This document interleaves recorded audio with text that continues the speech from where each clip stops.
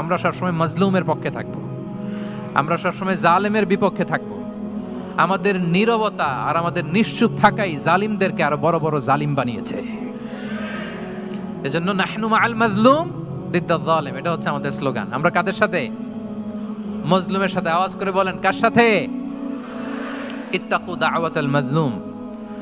রাসূলুল্লাহ সাল্লাল্লাহু আলাইহি ওয়াসাল্লাম বলেন, তোমরা মাজলুমের কান্নাকে ভয় করো, কেননা মাজলুমের কান্না আর আল্লাহর মাঝে কোনো ফারাক থাকে না, কোনো পর্দা থাকে না, বদদোয়া করলেই কবুল হয়ে যায়। তাহলে এভাবে রাসূলুল্লাহ সাল্লাল্লাহু আলাইহি ওয়া আলিহি ওয়াসাল্লাম তিনি সোশ্যাল রিফর্ম করেছেন। আমরা যদি ওনার পলিটিক্যাল রিফর্মের দিকে তাকাই তাহলে দেখব যে আমরা যদি কনস্টিটিউশন অফ মদিনার কথা বলি, মদিনার কনস্টিটিউশন, এটা কিন্তু রাসূল সাল্লাল্লাহু আলাইহি ওয়াসাল্লাম করেছেন। মদিনা চার্টার, এত চমৎকার চার্টার পৃথিবী আর দেখেনি। ওইটা থেকেই এখন সব গোটা বিশ্বের সংবিধান। এই যে আমাদের সংবিধান সংস্কার কমিশন আছে না একটা, নিশ্চয়ই তারা ওইটা থেকে অনেক বেনিফিটেড হতে পারবেন। আমাদের যে মদিনা চার্টার রাসূল সাল্লাল্লাহু আলাইহি ওয়াসাল্লাম নিজে করা, এবং এটা একটা ইনক্লুসিভ চার্টার ছিল। মুসলিম, পেগানস, জুইশ সব ধর্মের মানুষকে নিয়ে তিনি মদিনাতে ওয়ান উম্মাহ ঘোষণা দিয়েছিলেন। অনেক দেশ এই আইডিওলজিকে ধারণ করে হু হু করে এগিয়ে গিয়েছে। মালয়েশিয়াতে 3টা রেস, আমি তো প্রায় 1 যুগ ওখানে, আমার 2টা ডিগ্রি ওখান থেকে, মাস্টার্স পিএইচডি। সো আমি কাছ থেকে তাদেরকে দেখার সুযোগ পেয়েছি। ওখানে মালয়েরা আছে, তামিলরা আছে, চাইনিজরা আছে, 3 জাতি মিলে ওদের স্লোগান হচ্ছে সাতু মালয়েশিয়া। মালয় ভাষায় সাতু মানে হচ্ছে ওয়ান, মালয় ভাষায় সাতু মানে কি? ওয়ান। সাতু মালয়েশিয়া মানে আমরা হতে পারি চাইনিজ, হতে পারি তামিল, কিংবা হতে পারি মালয় ভূমিপুত্রা, কিন্তু সবাই মিলে দেশের স্বার্থে আমরা সবাই কি এক। এটাই লাগবে আমাদের নতুন বাংলাদেশে। জুলাই আপরাইজিং এর পরে আমাদের এই ঐক্যবদ্ধ থাকার বাংলাদেশ আমরা চাই কি চাই না বলেন? সাম্রাজ্যবাদকে রুখে দিতে, যে কোনো ষড়যন্ত্রকে রুখে দিতে ঐক্যবদ্ধ থাকার কোনো বিকল্প নাই, ঠিক কিনা বলেন?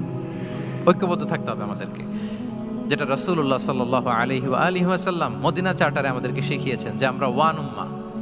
তাহলে খারাপ নাম দেখলে চেঞ্জ করতেন, সমাজে খারাপ কিছু দেখলে সংঘবদ্ধ হয়ে তার বিরুদ্ধে দাঁড়াতেন। পলিটিক্যাল রিফর্ম করেছেন ওয়ান উম্মাহ গঠনের মধ্য দিয়ে। ফিনান্সিয়াল রিফর্ম যদি বলি, শুধু financial reforms by prophet Muhammad peace be upon him, এটা নিয়ে লম্বা কথা বলা যেতে পারে।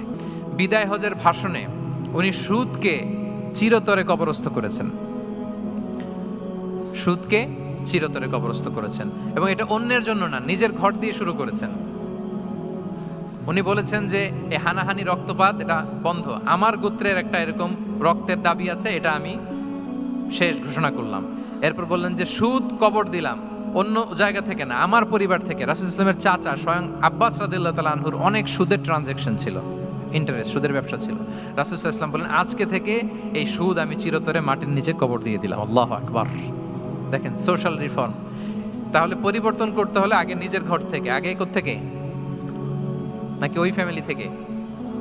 হ্যাঁ, আমাদের মধ্যে যেটা হয়, আমরা ওয়াজ নসিহত বা ভালো কথা শুনলেই এটাকে ধরে নিই যে এটা ওর জন্য, ওর জন্য, মানে প্রত্যেকটা ওয়াজে যে আমার জন্য হইতে পারে, প্রত্যেকটা নসিহাতের যে প্রাইম অডিয়েন্স আমি হইতে পারি, এইটা আমাদের মাথায় কেন যেন আসে না। আমরা কোনো ভালো নসিহত শুনলে আমরা ভাবি এটা আসলে সমাজে দরকার, ওর দরকার, আমার ভাইয়ের দরকার, কিন্তু এটা যে আমার দরকার, প্রতিটা নাসিহাতের প্রথম অডিয়েন্স হওয়া দরকার কে?